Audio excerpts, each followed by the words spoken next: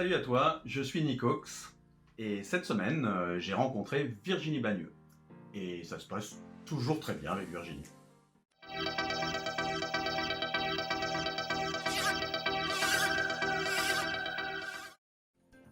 Blague à part, on discute toujours assez sérieusement avec Virginie et c'est toujours sur le sujet de l'esprit critique, de la psychologie, même du cinéma. Et je la remercie vraiment de s'être prêtée au jeu pour nous raconter cette anecdote, surtout après la première vidéo que j'avais réalisée.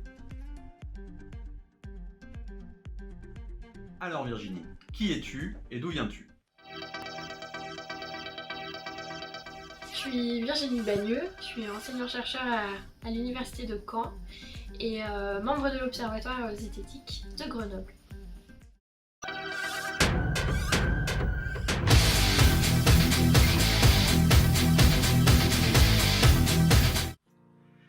Je crois que tu as une petite anecdote à nous raconter, Virginie. Alors c'est pas ma première fois, mais par contre c'est une des fois les plus marquantes. C'est les vacances, je suis à San Francisco, ville mythique, avec l'American Dream, avec mon mec, et on traverse le pont de San Francisco en voiture, le Golden Gate, le pont de San Francisco. Il est rouge, il est mythique ce pont. J'admire, je prends des photos et je suis trop contente. Et la vie est trop courte, Sam. Tu dois absolument te battre pour ce que tu aimes. Je me souviendrai toujours de la fois où j'ai traversé en voiture. Et vu que t'es cinéphile et que t'es à San Francisco, à chaque fois que tu vois un lieu mythique, bah tu penses à un film. Destination Finale 5, tiens, par exemple. Non, Virginie, les vrais cinéphiles ne regardent pas Destination Finale 5. Ils regardent Les Misérables, ils regardent Nomadland, Sound of Metal, The Square. Ils peuvent même regarder Pulp Fiction ou Fight Club, mais ils ne regardent jamais Destination Finale 5. Jamais. J'adore le cinéma, je vois plein de trucs, mais aussi plein de bouse, j'assume. Et Destination Finale 5 en fait partie. Alors pourquoi ce film? Parce qu'en fait, San Francisco, le pont qui fait l'ouverture de Destination Finale 5, c'est le pont de San Francisco. Je dis ça à mon mec dans la voiture qui me dit quoi? Mais pas du tout.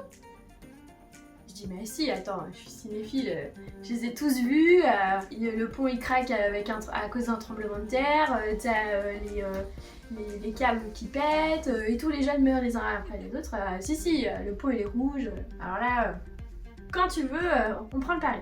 Il fait, on prend le pari. Sur ton curseur de vraisemblance, t'es à 100%? Ah ouais, je suis même à 150%. Il dit ok, bon on vérifiera. On rentre à l'hôtel, et effectivement, on regarde la scène d'ouverture de Destination Finale 5. Et là, J'en suis plus aussi sûr. quand ton curseur de vraisemblance il est à 100%, et qu'en une fraction de seconde il descend à 0, en tant que sceptique, eh ben c'est pas facile à vivre. Parce que effectivement, c'est pas le pont de San Francisco qui fait l'ouverture de Destination Finale 5. C'est le cas dans X-Men, l'affrontement final, ça c'est sûr.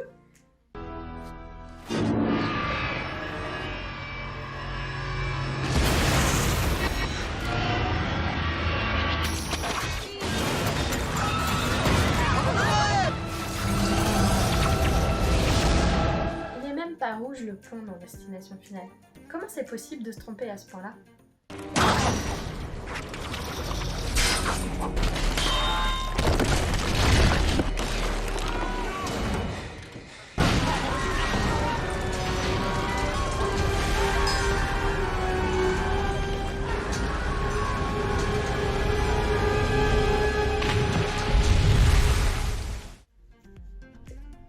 Je donne des cours à la fac, en psycho en plus.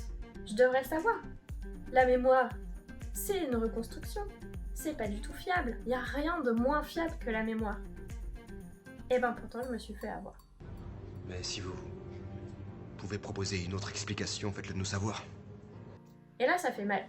Parce que t'affirmes un truc, t'as un outil sceptique, on t'offre la possibilité de remettre en cause tes certitudes, ce que tu crois savoir, en tout cas d'émettre un doute raisonnable.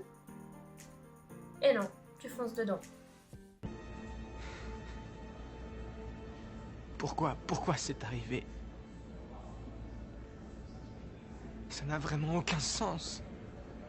Donc aujourd'hui, très clairement, cette fois elle est marquante pour moi parce que mon curseur de vraisemblance, plus jamais il est à 100% en fait. Avant d'aller vérifier l'info. Et je crois que c'est ça le plus important, c'est que ton curseur de vraisemblance, il ne peut être à 100% que quand tu as vérifié que tu avais raison, quoi, que c'était vrai. Sinon, bah, il convient de garder au moins 1% de vraisemblance pas certaine parce que c'est ce qui te permet de garder la tête haute quand t'as tort. En fait.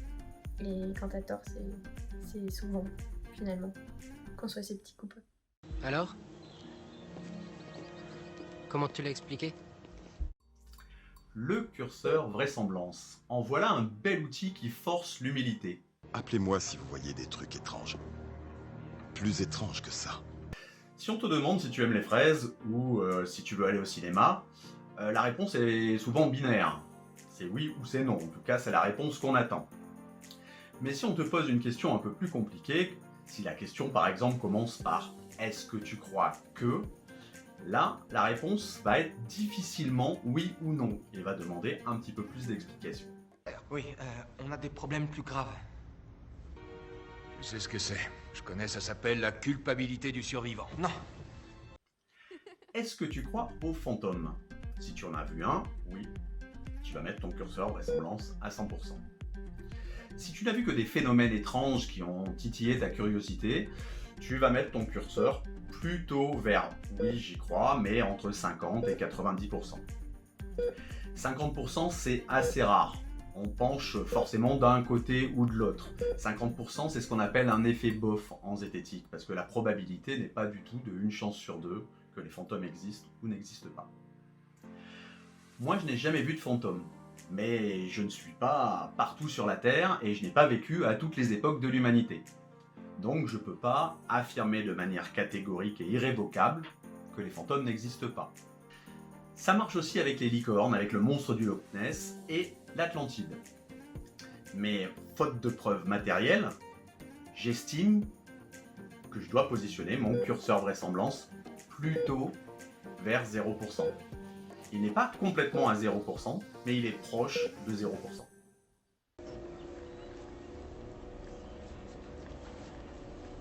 Soyez tous très prudents désormais. Ça a été un vrai calvaire de me farder ce film pour en extraire les punchlines. Vraiment, Virginie, je ne te remercie pas. C'est fini. Oui. J'ai l'impression. Du hast mich.